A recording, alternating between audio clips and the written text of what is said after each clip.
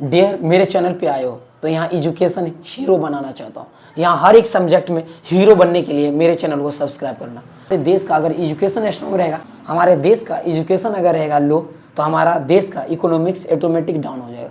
तो एजुकेशन को अप करो और इकोनॉमिक्स ऑटोमेटिक अप हो जाएगा। तो डियर मेरे चैनल को सब्सक्राइब करना, क्योंकि देश के एजुकेशन स्ट्रॉन्ग करने की बात है। ध्यान दो, आहार नाल मतलब क्या? मुंह से जो शुरू होता है मेरा भोजन की जो नली, वो नली होता है पूरा गोल गोल होता है, पूरा हमारा होता है। जो पेट जो हम देख रहे हैं, उस पेट में ऐसा ही नहीं रहे कि एक बार हम खाए और पेट एकदम बोरा जैसा है, प्लास्टिक जैसा है, उसमें पूरा भोजन आ गया, ऐसा नहीं होता है। उसमें पूरा राउंड करके पाइप लगा हुआ है, पाइप जिसको हम बोल सकते हैं पाइप लगा है, जिसको हम आहार नाल बोलते हैं। तो आहार नाल को जो है, वो आहार नाल की जो लंबाई की बात होगा तो 8 मीटर 10 मीटर का होता है। आहार नाल में क्या होता है? छोटी आंत और बड़ी आंत में विभाजित हो जाता है, यानी मुख गुहा, फेरिक्स, ग्रास नली, आमाशय, छोटी आंत बड़ी आंत में विभाजित हो जाता है मनुष्य के आहार नाल, जो 8 से 10 मीटर की लंबाई के होते हैं। नेक्स्ट क्वेश्चन क्या है? मनुष्य के आहार नाल से संबंधित लार ग्रंथियां, यकृत तथा अग्नाशय नामक पाचक ग्रंथियां पाई जाती है। मनुष्य के आहार नाल से संबंधित लार ग्रंथियां भी आता है, यकृत भी आता है, अग्नाशय भी आता है। आपने सुना लार ग्रंथियां? अभी आपने सुना मनुष्य के आहार नाल से संबंधित लार ग्रंथियां, यकृत, अग्नाशय रस, ये सब क्या है? पाचन ग्रंथियां। ये सब नहीं रहेगा तो हम भोजन करेंगे लेकिन पाचन नहीं होगा भोजन का। तो यकृत का होना इंपॉर्टेंट है, लार ग्रंथि का होना इंपॉर्टेंट है, और फिर क्या है मतलब अग्नाशय नामक जो है, ये सब का होना इंपॉर्टेंट है। इसके द्वारा हमारा भोजन का पाचन होता है। नेक्स्ट क्वेश्चन है, उसके तरफ बढ़ता हूँ और जानता हूँ। मनुष्य में छोटी आंत ड्यूओडीनम, जेजुनम तथा इलियम में विभाजित होती है। बड़ी आंत कोलोन और रेक्टम में विभाजित हो जाता है। ध्यान रखो कि हमारे बॉडी में छोटी आंत कितने पार्टों में डिवाइड हो जाते हैं? तो 3 टाइप में डिवाइड है। मनुष्य में जो छोटी आंत है वो 3 टाइप्स में डिवाइड हो जाते हैं, डीओडीनम, जेजुनम और इलियम में। बड़ी आंत 2 टाइप में डिवाइड हो जाते हैं, रेक्टम और कोलोन में। रेक्टम कोलोन में मनुष्य के शरीर में जो बड़ी आंत है वो डिवाइड हो जाते हैं।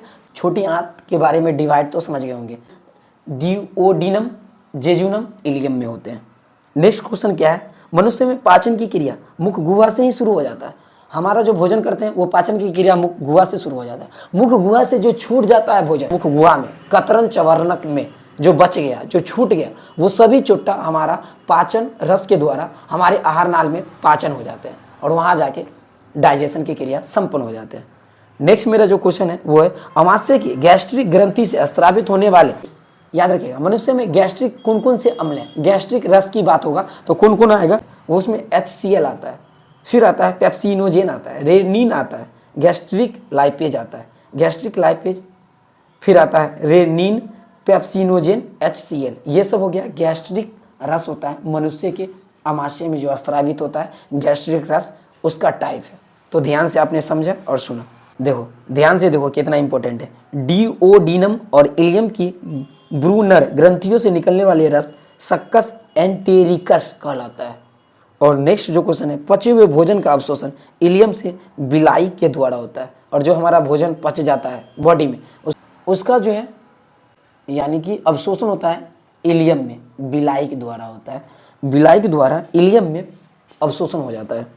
नेक्स्ट क्वेश्चन बोलता है अवशोषण के उपरांत पचे हुए भोजन रक्त में मिलकर रक्त संचार के द्वारा विभिन्न भागों में वितरित हो जाते हैं। अवशोषण के उपरांत जब हम भोजन किए, भोजन का अवशोषण भी हो गया, कहाँ हुआ? इलियम द्वारा हो गया। और ये सब कहाँ हुआ? तो पचे हुए भोजन का जब हो जाता है अवशोषण इलियम में बिलाई के द्वारा, तब जाके हमारा तैयार होता है। अवशोषण के उपरांत पचे हुए भोजन रक्त में मिलकर और फिर रक्त संचार तैयार करता है और फिर विभिन्न भागों में वितरित हो जाता है। इस तरह से आपने लाइफ प्रोसेस का टोटल जो लाइफ प्रोसेस चैप्टर था उसमें से जो इंपॉर्टेंट क्वेश्चन था उसके ऊपर मैंने बात किया, डेफिनेशन समझाया, हर वर्ड से आपको कनेक्ट कराया, आपके लिए आसान बनाया। अगर आप मेरे चैनल पे फर्स्ट बार आए होंगे तो मेरी फ्रेंड की तरफ ये जाना चाहिए, तो शेयर कर देना, क्योंकि आपका हॉनेस्टी, आपका स्ट्रगल और मेरा स्ट्रगल हमारे देश के लिए एजुकेशन को स्ट्रॉन्ग करेगा, इकोनॉमिक्स को स्ट्रॉन्ग करेगा। फिर अगर आप क्लास 10th में हो तो मैं चैप्टर के नाम एक्सप्लेन कर देता हूँ। देखो क्लास 10th में 8 चैप्टर टोटल आपको बुक में 9 रहेगा विषय सूची में।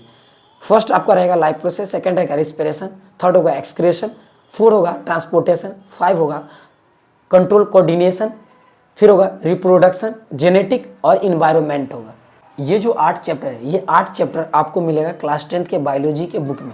आपको वहाँ पे जो भी चैप्टर आपको कंफ्यूज करेगा तो ये चैनल को आप ध्यान से सब्सक्राइब कर लो। मेरा सिर्फ एक ही मिशन है, बात कॉमेडी और डांस को मत ढूंढो भाई, क्योंकि अगर डांस और कॉमेडी ढूंढने के लिए आप रील्स देखना शुरू कर दो। आप फैक्ट्री में जॉब करने पर आपको मजबूर कर देगा उस तरह के डांस और कॉमेडियन एजुकेशन। इसलिए उस सबसे आप सतर्क रहे। काफ़ी उस ड्रीम को कंप्लीट करूँगा जिस ड्रीम के साथ मैं खुद हूँ। Thank you so much.